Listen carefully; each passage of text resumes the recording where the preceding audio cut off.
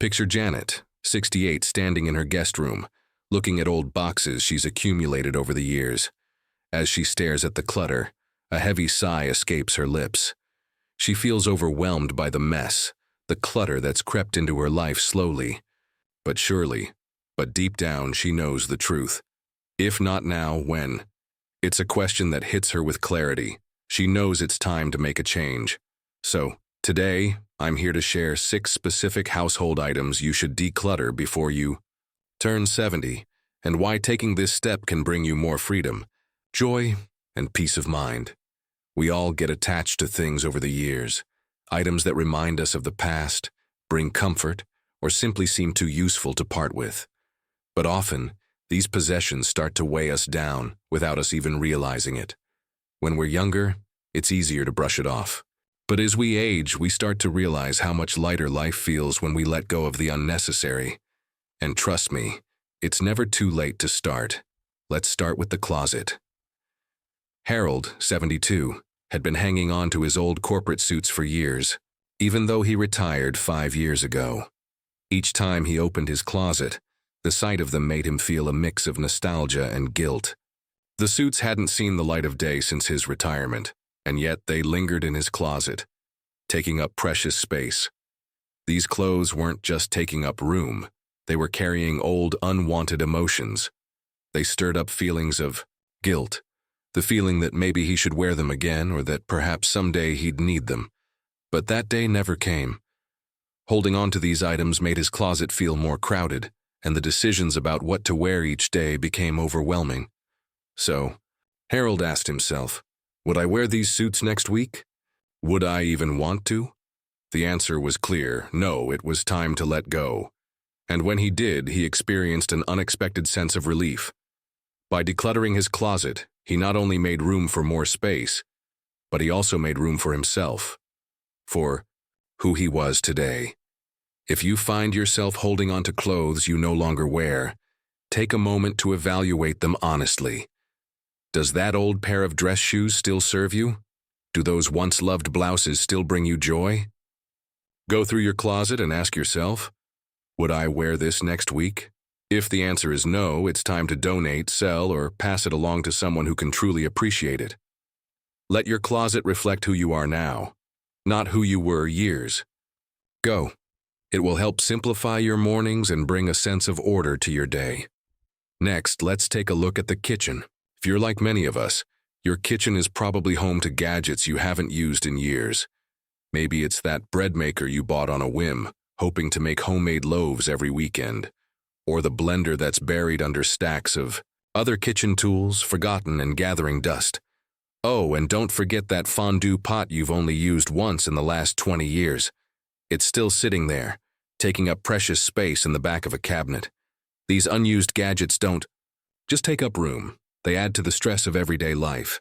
They are reminders of someday projects we never got around to, of hopes that never materialized. But every time you open that drawer or cabinet and see these unused appliances, they crowd your space, both physically and mentally. They make your kitchen feel cluttered and overwhelming, and they contribute to a sense that there's always something more to do, but never enough time to do it. So it's time to get real. Open each drawer, each cabinet, and pull out any appliance or tool you haven't used in the past year. Ask yourself honestly, will I ever use this again? If the answer is no, it's time to let it go. Donate it to a friend or family member who might appreciate it. Or, if it's really just taking up space, recycle or sell it. By clearing out these unused gadgets, you'll not only free up space in your kitchen, but also simplify the cooking process. With fewer tools cluttering your counters and cabinets, preparing meals will feel less like a chore and more like a fun and easy task. Decluttering isn't just about getting rid of things. It's about making room for a simpler, more peaceful life, one that is free from the overwhelm of too much stuff. Whether it's the clothes in your closet or the gadgets in your kitchen, letting go of items you no longer need is a powerful step toward reclaiming your time, energy, and happiness.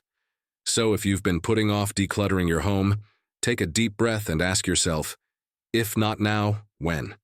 It's never too late to make your space work for you, to create a home that reflects who you are today, not who you used to be. Start small, one room at a time, and soon enough, you'll find yourself surrounded by only the things that bring you joy, comfort, and peace of mind. Taking action now can help you live more fully in the present, and that's what life is all about. Now let's move on to the linen closet. Janet once did a count of all the towels and sheets in her home. She had 20 bath towels and over a dozen mismatched sheets. It wasn't the first time she'd wondered if she really needed them all, but when she stopped to think about it, she realized something important. How many did she actually use? 4 or 5 max. The rest were just sitting there, tucked away in drawers, unused and forgotten. Excess linens take up valuable storage space that could be better used for things you actually need and use regularly. And let's be honest, the more towels and sheets you have, the harder it can be to find the ones you really need when you need them.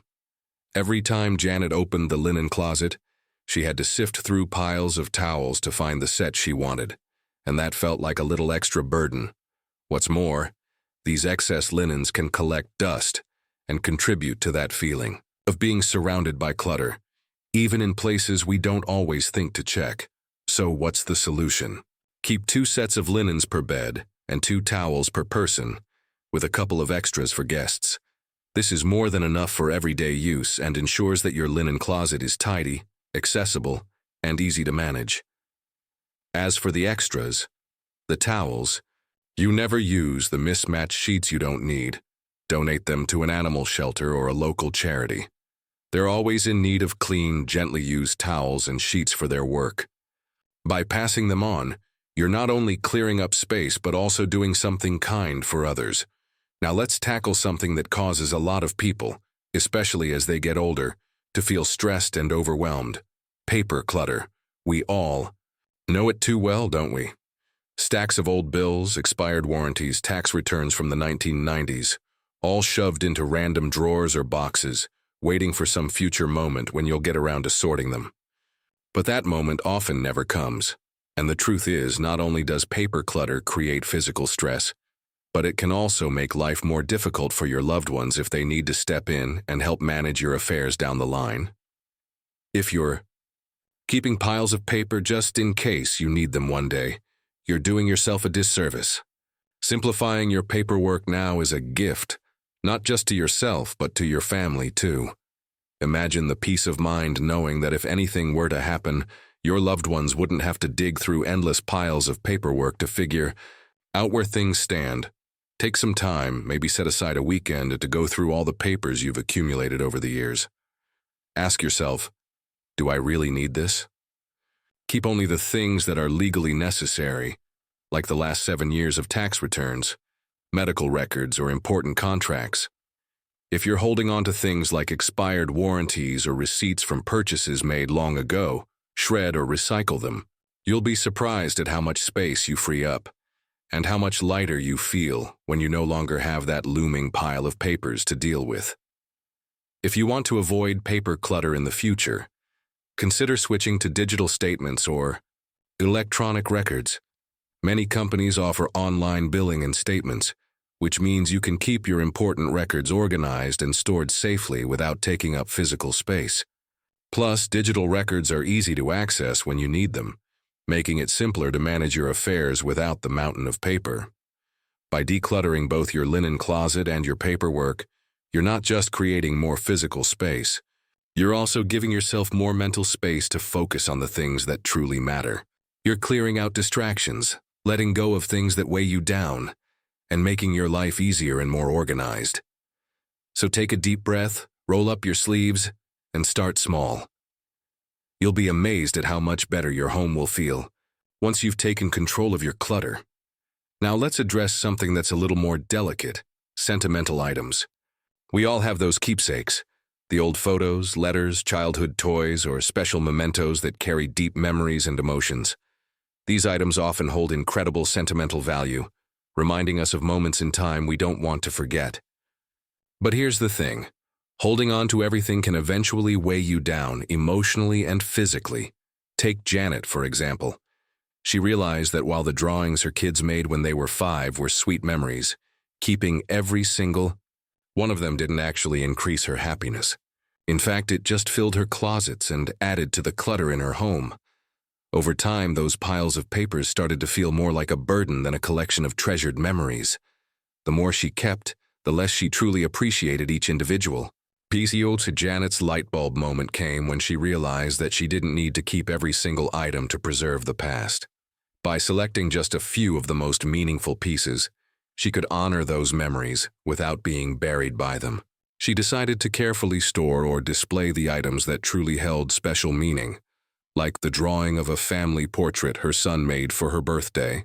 For the rest, she took photos to preserve the memory and then let them go. The process was liberating, and as she looked at the few items she kept, she felt a deeper sense of appreciation for them, knowing they were truly representative of the precious moments she wanted to hold on to. So here's what you can do. Take a look at your sentimental items and choose a few special pieces that genuinely bring you joy or remind you of the most important moments. These are the items that deserve to be kept, displayed, or stored carefully. For the rest, take photos to preserve the memory and then release them. Let go of the excess, and if you're not ready to part with certain items, consider passing them along to family members who may appreciate them. Maybe your grandchildren would love a piece of your childhood memorabilia, or perhaps your niece would cherish a keepsake that has special meaning. Next, let's talk about unused furniture and decor. We all have those pieces that no longer serve us but somehow stay around anyway. The old armchair that no one sits in anymore, the bookshelf full of books you'll never read again, or the knickknacks that gather dust on every shelf. Over time, these things add to the visual noise of your home. They take up space, make it harder to clean, and can even make your home feel cramped or cluttered. As we age, it becomes even more important to have open, safe spaces in our homes. Navigating through rooms filled with excess furniture or decor can be difficult, especially as we face physical challenges like limited mobility or balance issues. Excess furniture can also create hazards or just make it harder to move around freely. Imagine trying to walk through a living room filled with chairs, tables, and random decor. It feels more like a maze than a relaxing space, right? Take a walk through each room and ask yourself, is this piece adding to my comfort or joy?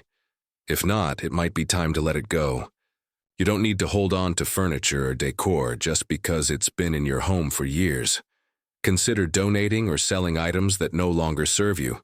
The result will be a home with more breathing room, easier to clean, and more inviting to both you and your guests. Creating open space will not only make your home feel calmer, but will also allow you to move around more freely, improving both the look and the feel of your living space. Decluttering isn't about getting rid of everything or erasing your past. It's about making room for your present and future.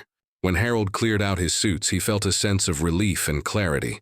It was like shedding an old skin, allowing him to embrace who he was now, not who he used to be. Janet, after sorting through her sentimental items, found that she appreciated the few treasures she kept even more. Those items now had a deeper meaning because she had made a conscious choice to cherish them. Remember, friends, it's never too late to lighten your load and create a home that truly supports the life you want to live right now. The process of decluttering can feel overwhelming at first, but take it one step at a time. Start with just one drawer, one shelf, or one closet. You don't have to do it all at once. Begin small, and soon enough you'll feel the sense of freedom that comes with having only what truly serves and inspires you. Here's to a simpler, happier, and more joyful life. You deserve it. Don't be afraid to let go of what no longer serves you. It's the first step toward embracing the life you want to live in this next chapter.